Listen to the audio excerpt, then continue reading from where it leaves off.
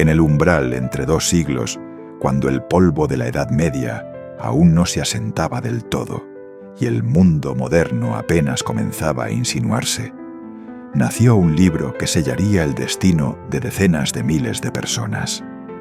No fue una obra de ficción, ni un tratado teológico menor. Fue un manual, un arma, una doctrina impresa con la tinta de la obsesión y el miedo. Su nombre, Malleus Maleficarum, el martillo de las brujas. Publicado por primera vez en 1487, este texto no fue simplemente un compendio sobre magia o superstición. Fue, en realidad, una guía sistemática para identificar, interrogar, juzgar y destruir a quienes fueran consideradas brujas. Su publicación marcó un antes y un después en la historia de la persecución. Dio forma, lenguaje y legalidad al odio. A partir de entonces, no bastaba con sospechar. Ahora había instrucciones precisas para actuar. Detrás del Malleus no había un concilio de sabios ni un comité eclesiástico. Había dos hombres, uno de ellos particularmente convencido de estar combatiendo el mal en su forma más pura. Y fue precisamente esa convicción, alimentada por el desprecio, la paranoia y una profunda misoginia, lo que convirtió a este libro en uno de los textos más letales de Europa. La historia de cómo un libro pudo encender miles de hogueras comienza con un inquisidor y su cruzada personal. Heinrich Kramer, conocido por su nombre latinizado Henricus Institoris, fue un inquisidor dominico nacido en Schlettstadt, actual Sélestat, Francia, hacia 1430. No fue un hombre excepcional en su tiempo por su cargo, pero sí por su obsesión.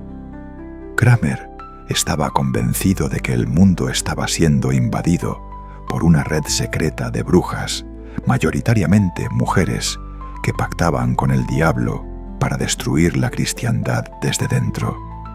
En 1485 comenzó a investigar casos de brujería en la región de Innsbruck, donde intentó procesar a varias mujeres por prácticas mágicas.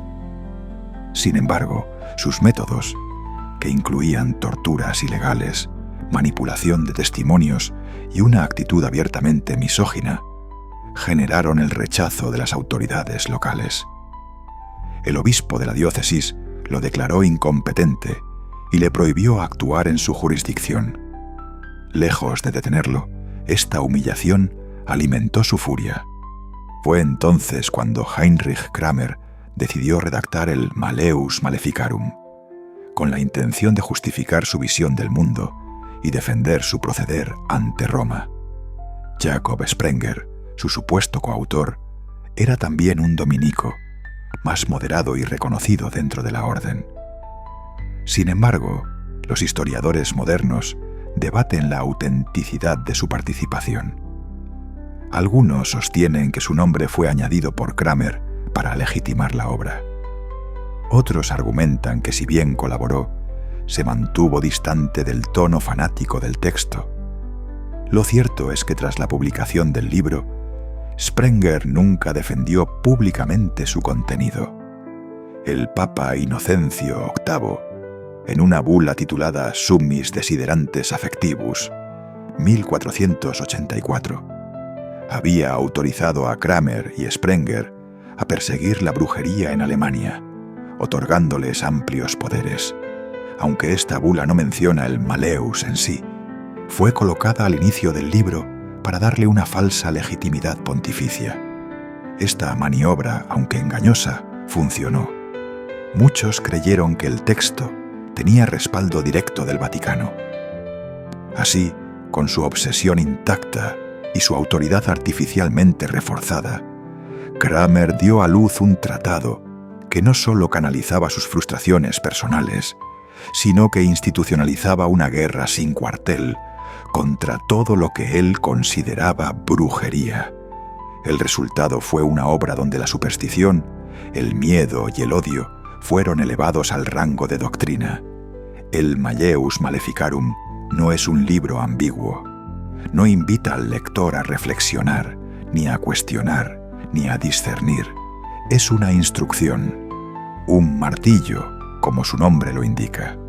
Su estructura, fría y sistemática, no deja espacio para la duda ni para la misericordia.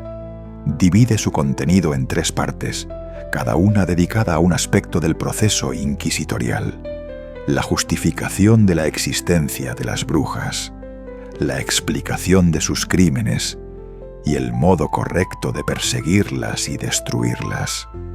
En la primera parte, Kramer intenta demostrar teológicamente que las brujas existen, que sus poderes son reales y que actúan por voluntad del diablo. Para ello, emplea una lógica circular, apoyándose en citas bíblicas, en textos patrísticos y en testimonios ambiguos. Afirma que negar la existencia de las brujas es, en sí mismo, un acto de herejía. Según él, las brujas son más peligrosas que los herejes, porque no solo destruyen almas, sino cuerpos y comunidades enteras. En esta sección comienza a construirse uno de los pilares más siniestros del texto: la mujer como blanco natural de la brujería. Kramer dedica varios capítulos a explicar por qué, según su visión, las mujeres son más propensas al pecado y más vulnerables a las tentaciones del diablo. Retoma la idea de Eva como portadora del mal.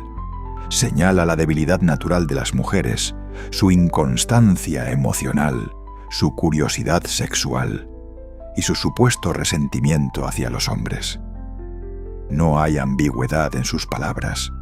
Para él, la brujería es una enfermedad femenina por naturaleza. La segunda parte describe los actos que supuestamente cometen las brujas: maleficios, abortos, hechizos de amor, manipulación del clima, licantropía, transformación de hombres en bestias, vuelos nocturnos, aquelarres, pactos sexuales con demonios. Todo está relatado con detalles escabrosos, a menudo más cercanos a la fantasía enfermiza que a la realidad. Pero en el contexto del siglo XV, donde el miedo al diablo era tan real como el miedo a la peste, estas descripciones fueron tomadas con total seriedad. Finalmente, la tercera parte proporciona directrices prácticas para detectar, interrogar y ejecutar a las brujas. Este es, sin duda, el segmento más brutal. Aquí, Kramer detalla cómo debe desarrollarse un juicio, cuáles son las preguntas correctas, qué signos corporales pueden indicar un pacto demoníaco, como la llamada marca del diablo, y cómo aplicar la tortura de forma legal. El acusado no tiene derecho a defensa efectiva, y toda negativa a confesar es interpretada como prueba de culpabilidad. En una de sus afirmaciones más escalofriantes, Kramer sugiere que una mujer puede ser considerada culpable si se muestra serena durante el juicio, pues eso indica que el diablo la está ayudando a mentir. Pero también si se muestra alterada o llora, porque estaría intentando manipular a los jueces. En otras palabras, cualquier reacción podía ser usada en su contra. El Malleus no fue un tratado teórico, fue un manual de exterminio. Su lenguaje, su lógica y su estructura no tenían otro propósito que justificar y facilitar la caza de mujeres. Y eso fue exactamente lo que ocurrió. Tras su publicación, el Malleus Maleficarum se expandió con rapidez. Gracias a la invención de la imprenta, a mediados del siglo XV, pudo ser reproducido y distribuido por toda Europa en cuestión de años. Entre 1487 y 1669 se imprimieron más de 30 ediciones, lo que lo convierte en uno de los libros más difundidos de la época, solo por detrás de la Biblia. En muchos tribunales locales, especialmente en regiones germánicas, su uso fue prácticamente obligatorio. Los jueces lo citaban como autoridad, los inquisidores lo consultaban como guía y los clérigos lo predicaban desde los púlpitos. el Malleus ofrecía por primera vez un marco sistemático para identificar a las brujas y actuar contra ellas sin vacilaciones. En países como Alemania, Suiza, Italia y Francia, las ideas del Malleus alimentaron una ola de pánico colectivo. Entre los siglos XVI y XVII se documentaron más de 100.000 juicios por brujería en Europa, de los cuales entre 40.000 y 60.000 terminaron en ejecución. Si bien no todas estas muertes pueden atribuirse directamente al Malleus, su influencia fue profunda y duradera. Muchas de las acusaciones, métodos de interrogatorio y sentencias seguían al pie de la letra sus directrices. Particularmente brutal fue su aplicación en regiones rurales, donde la superstición local se mezclaba con el dogma inquisitorial.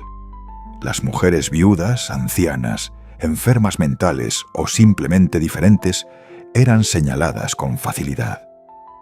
La denuncia podía surgir de una disputa vecinal, de una sospecha sin fundamento o del deseo de apropiarse de bienes. Una vez iniciado el proceso, no había retorno. El Malleus no solo proporcionó justificación espiritual, ofrecía un modelo legal para la eliminación del otro. Transformó la misoginia en norma y el miedo en derecho. Aunque el Malleus Maleficarum gozó de una difusión extraordinaria, no fue aceptado unánimemente ni en su época ni en los siglos posteriores. Desde su publicación surgieron voces que advirtieron sobre su falta de fundamento, su extremismo y sus errores jurídicos y teológicos. Ya en 1490, apenas 3 años después de su aparición, la Universidad de Colonia, uno de los centros más prestigiosos de teología en Europa, condenó públicamente el libro, señalando que contenía opiniones contrarias a la doctrina cristiana y que promovía juicios injustos. En otras palabras, incluso dentro de la Iglesia, hubo quienes vieron con claridad que el Malleus no era un texto sagrado, sino una construcción ideológica peligrosa. Algunos juristas y canonistas señalaron que el procedimiento inquisitorial descrito en el libro violaba principios fundamentales del derecho romano y del derecho canónico. La presunción de culpabilidad, la eliminación de testigos de defensa, la admisión de pruebas bajo tortura y la imposibilidad de apelación convertían cualquier juicio en una farsa. Aún así, en muchos lugares, la autoridad local prefería seguir los métodos del Malleus antes que escuchar objeciones teóricas. Incluso dentro del clero, hubo quien condenó el enfoque misógino de Cramer. Algunos teólogos señalaron que la Biblia, si bien contenía advertencias contra la hechicería, nunca justificaba la tortura ni el exterminio indiscriminado. Pero en un contexto donde la herejía y la brujería eran percibidas como amenazas existenciales, esas voces fueron ahogadas por el estruendo del fanatismo. Con el paso de los siglos, la influencia del Malleus comenzó a menguar, pero no por convicción moral, sino por cambios culturales y científicos. El Renacimiento trajo consigo nuevas formas de entender el mundo, y la Reforma protestante dividió a la Iglesia, provocando que muchas de sus estructuras perdieran cohesión. A medida que avanzaban los siglos XVI y XVII, algunos países comenzaron a limitar los juicios por brujería o a cuestionar abiertamente las prácticas inquisitoriales. En 1631, el jesuita alemán Friedrich Spee publicó Cautio Criminalis, un tratado donde denunciaba los abusos cometidos contra las acusadas de brujería y el carácter profundamente injusto de los juicios. Su obra fue uno de los primeros llamados al racionalismo jurídico moderno y tuvo un fuerte impacto en los tribunales alemanes. No obstante, el daño ya estaba hecho. Durante más de 150 años, el Malleus sirvió como fundamento para una persecución sin precedentes. Y aunque su legitimidad fue finalmente socavada, su herencia perduró en la cultura, en la ley y en la forma en que se miraba, y aún se mira, a la mujer que se atreve a ejercer poder fuera del orden establecido. El Malleus Maleficarum no fue un error aislado ni una aberración del pasado. Fue el reflejo exacto de una época en la que el miedo era ley, el dogma era justicia y la mujer que sabía demasiado era enemiga del orden. Durante siglos, este libro martilleó la conciencia de Europa, repitiendo una y otra vez que la mujer era débil, corrupta y peligrosa, y que la única forma de salvar al mundo era eliminándola. No se trató de superstición popular ni de locura colectiva espontánea. Se trató de doctrina, de política, de sistema. El Malleus convirtió el prejuicio en ciencia, la tortura en ritual, la muerte en deber moral. Y en su eco resuenan aún hoy muchas de las estructuras de poder que siguen castigando lo diferente. La historia de este libro es también la historia del miedo institucionalizado, de cómo una idea puede transformarse en norma, y de cómo, cuando el conocimiento se convierte en amenaza, siempre hay quien está dispuesto a empuñar un martillo. Pero el Malleus Maleficarum fue solo el principio, porque después del manual vino la fiebre, y después de las ideas vino la sangre. En el próximo capítulo exploraremos el siglo más brutal de la historia de la brujería, aquel en el que Europa se convirtió en una inmensa pira funeraria. No olvides suscribirte al canal y dejar tu like. Nos vemos en el próximo capítulo en Club de Historias